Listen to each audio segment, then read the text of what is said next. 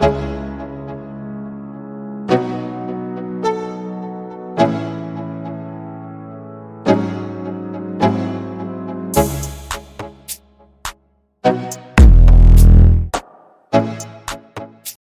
back to my YouTube channel. Today's video I'll be talking about 6 lessons I've learned so far on my journey as a young black journalist, trying to make it in this industry, because boy has it been a journey. But I want to share what I've learned so far with you guys, and I hope that inspires you, honestly.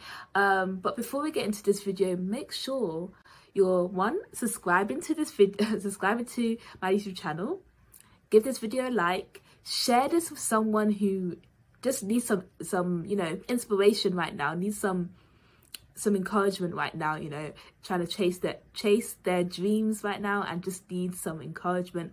So yeah, make sure to share this with at least one friend, and comment down below any video suggestions that you'd like for me to create content around. I'm very open to any suggestions. Yeah, and also make sure to follow me on my Instagram page at _flowjournalblog for great content. So yeah, let's get into this video.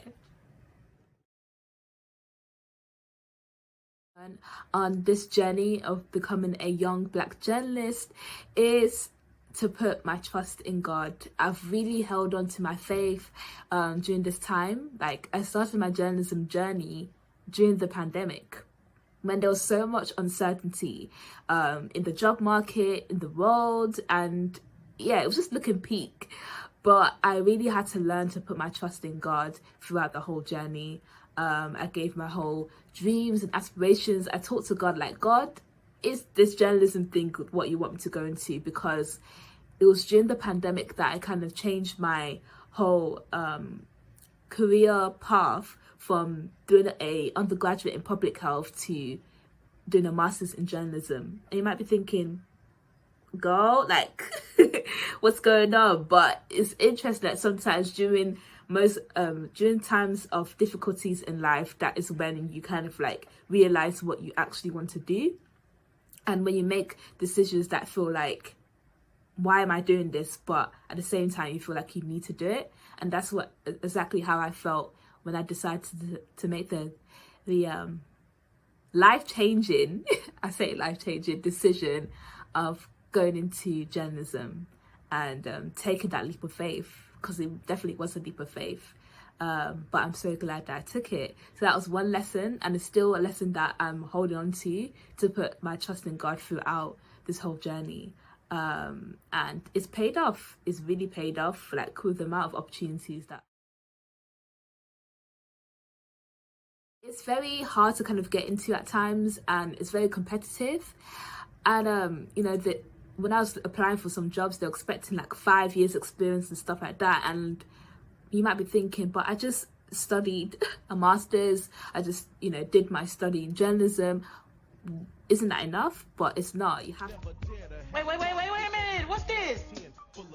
This ain't enough. Make it enough.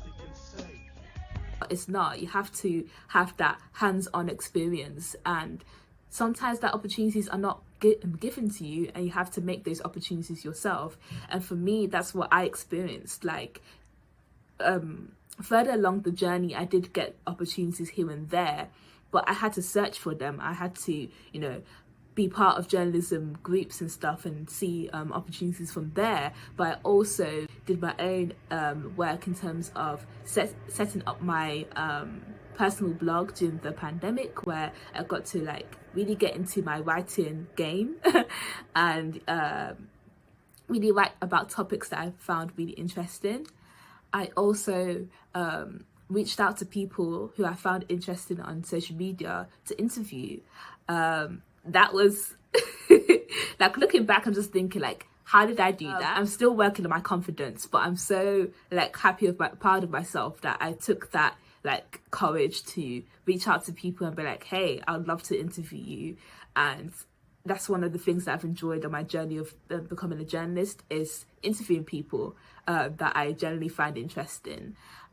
So that's one lesson that I've learned. Like, you can't always wait for opportunities to come to you. You have to sometimes make your own. And with that, you kind of have control of what you want to talk about, you know. For instance, you starting up your own blog, you can decide what topics you want to write about and everything. You're not being told by a organization what to write about. You actually have that control. And that's what I liked when I was doing freelance work. I could pitch what ideas I wanted, and sometimes sometimes the editors will be happy with the idea that I have, and sometimes they might be like, oh, it's not gonna work for our company. But I didn't give up. Like, sometimes I'll be like, okay, if you're saying that it can't work for your company or the type of topics you're thinking about, then I'll just write it for myself. And in the back of my mind, if opportunities are not there, make your own.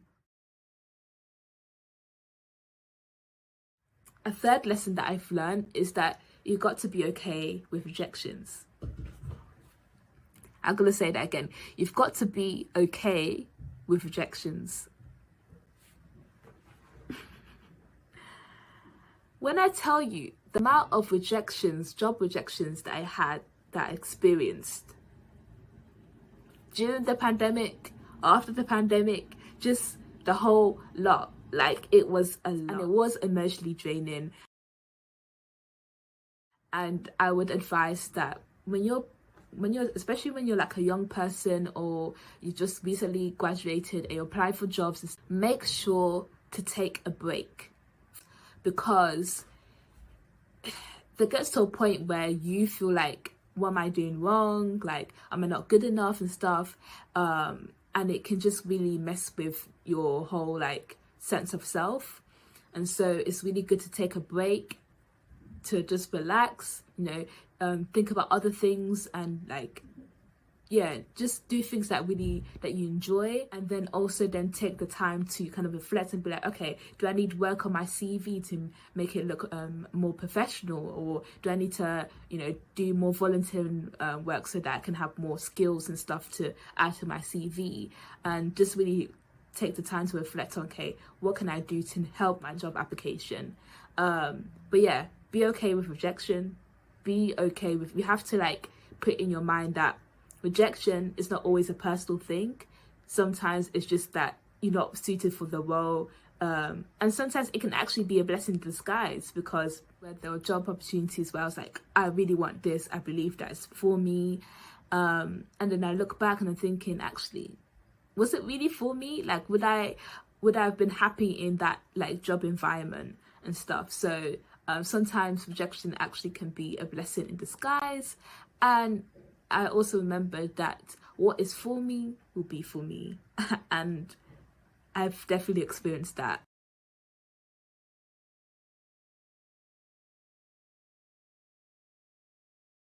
Fourth lesson that I learned was believing and saying that I am a journalist. Now, this was key. It's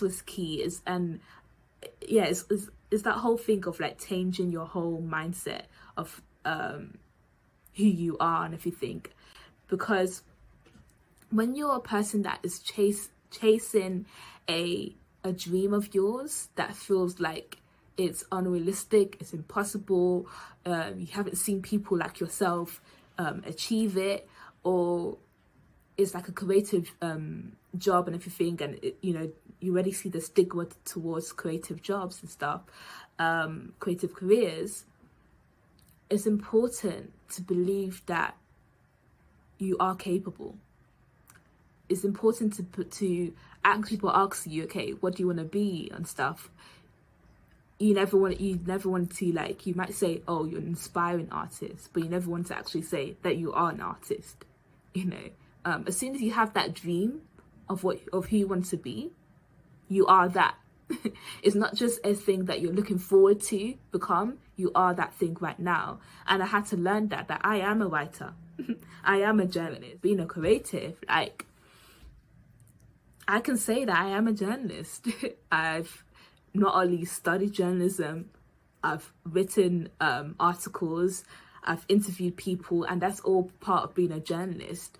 And so I had to, for me, learn that I am a journalist, because I thought that I had to like work for the BBC or work for like a really big news organization, and then I'll be like deserving of being called a journalist. But then I realized, actually, you are a journalist now. You're not just an inspiring journalist, you are a journalist. And that's one thing that I actually had to remove on my LinkedIn, because on my LinkedIn I had like aspiring journalist, and then someone told me, I was like, you are a journalist? And I was like, it's true, I am a journalist.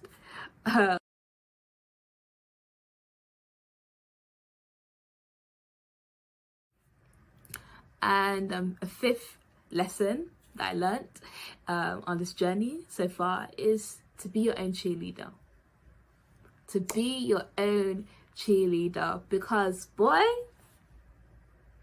this journey can be lonely at times. Yes, you may find your own, like you might find other journalists or other creatives that are in the same boat as you and stuff, and you can really, gain some support from them and stuff, which is really good. But most of the time, it is a very lonely journey, and you may be thinking like, no one's reading your articles, no one's watching your videos, like why should I do this anyway? But when you are your own cheerleader, you don't have to care about other people's validation. Like, don't get me wrong, it's nice to be, for people to like your articles, like your videos, whatever the case is, but it's also important to be your own cheerleader, to be like, girl, you've got this, boy, you've got this, like, you can do this. I would say that I am my own cheerleader. Like, I hype myself up. I look through my content, I'm like, you really did that. Like, the content is good and stuff. I read through my articles and I'm like liking my articles. And I don't see that as being vain. I see that as like, I'm actually proud of the work that I've done.